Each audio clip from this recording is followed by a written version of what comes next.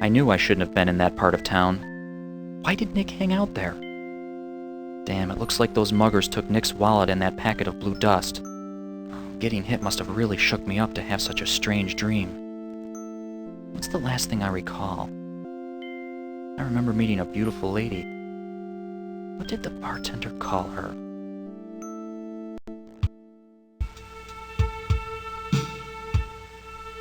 What? Jessica? Where am I? You're in my apartment. Can my head feel any worse? What happened? After you left the bar, you were mugged. When I walked outside, you were bleeding in a ditch. So I brought you back to my place.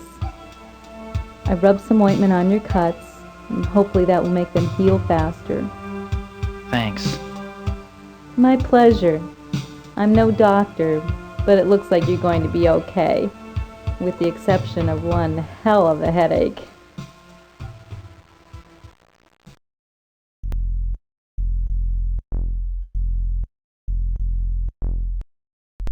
A wooden board fills in what was once glass. A jewelry box sits on the dresser, filled with little trinkets and imitation diamonds. A vidphone remains cold from its lack of use. A couple of bottles of perfume cluster together on the dresser. Silky sheets of pink spread across the mattress. A fire escape fills most of the window's view. Too large for a futon, too small for a real couch, this plush piece of furniture is perfect for a mini living room. Curtains cover this closed window. They call it a coffee table, but it's only holding flat beer at the moment. The doorway is slightly ajar, allowing a limited view of a surprisingly clean bathroom. An overflowing ashtray and 2 skin magazines clutter an otherwise clean floor. Jessica sits on the edge of the bed, looking at you with concern. You smile and start a conversation. Well, I'm not sure what to say. Enjoy doing? Who has the time?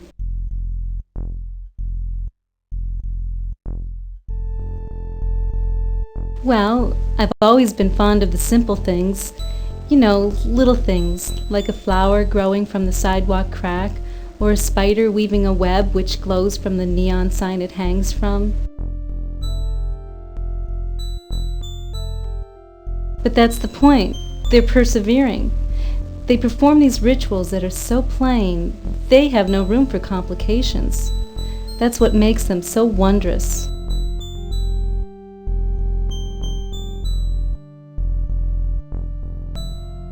I survive. That's what I do for a living. Unfortunately, you need to make money to survive. And I did it the only way I know how. Tim, I'm a prostitute.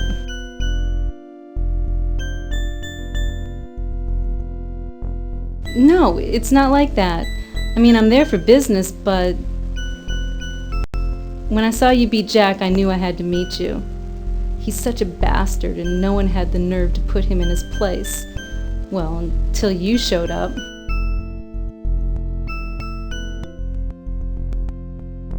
See, that's what's so great about you. Even though you fought him, you didn't try to tear him to pieces. Most people in a tough situation would either do nothing, or they'd go way over to the other extreme. But you were cautious, even when you let loose.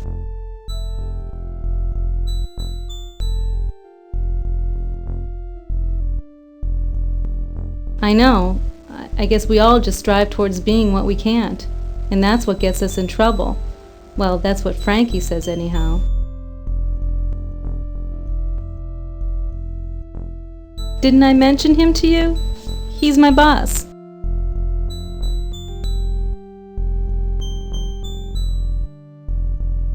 He may be a bit harsh, but he was there when I needed someone. He helped me out when I was just a runaway. He does handle people a little rough, but no one messes with him or his girls. It's just that, well, to be honest, I'm scared.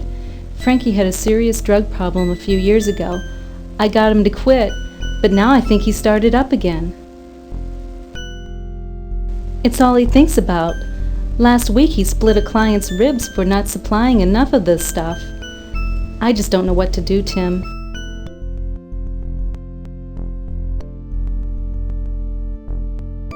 I hope so. I used to tell myself the same thing, but I've had serious doubts. Maybe having someone else believing in me will make the difference.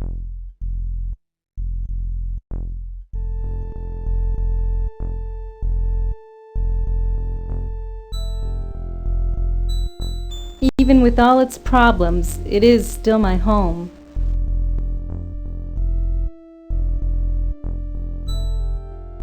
Isn't the place romantic? After all, it's where we met.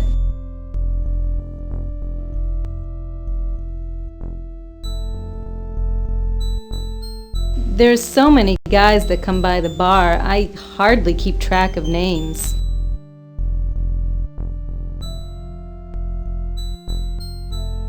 He's the third bartender we had in 5 months. When situations get rough, bartenders always seem to get in the middle. Maybe that's what makes them so easy to talk to. Unfortunately, that's what also gets them killed.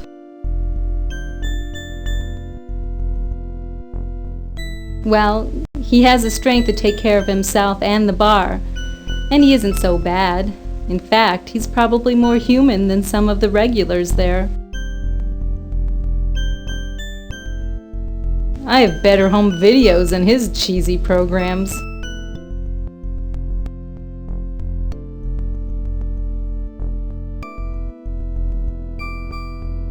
Please, just mentioning the name puts a lump in my throat, but maybe you should go there and report your mugging anyway.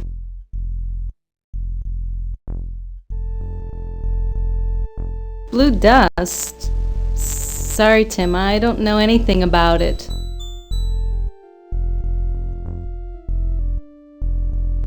That's the classiest restaurant in town. I heard just the tips alone can cost a small fortune. Wouldn't it be nice to go there?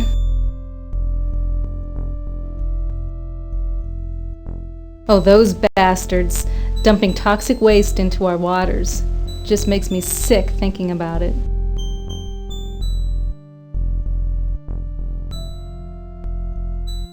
That trashy tabloid newspaper? I read it all the time. I just love their crazy stories.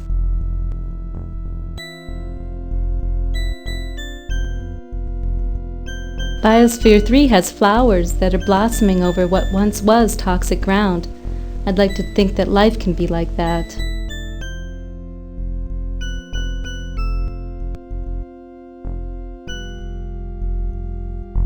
Here we are. You got mugged, and I'm having trouble with Frankie. But maybe some good will come of it. There could be a reason why all this is happening. Outside of it being so beautiful before it was polluted, only that the biosphere is supposed to pay for all the damage. But I'll tell you, Tim, there's no way it can pay for all the lives it's ruined.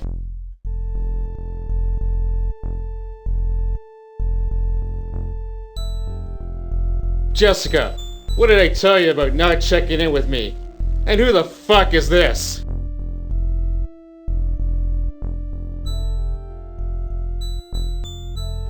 You don't have an appointment. What do you think, we're running a fucking charity?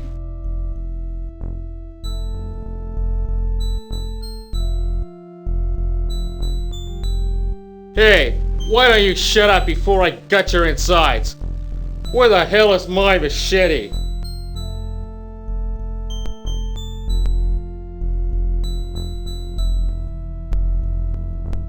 You climb out onto the fire escape.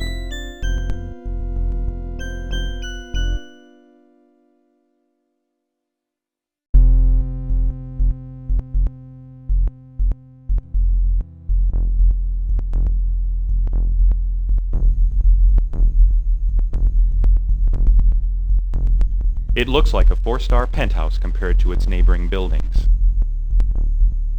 The tramway was supposed to link the poorer parts of New Aris to the industry district, but it never escaped its own slum due to lack of funding.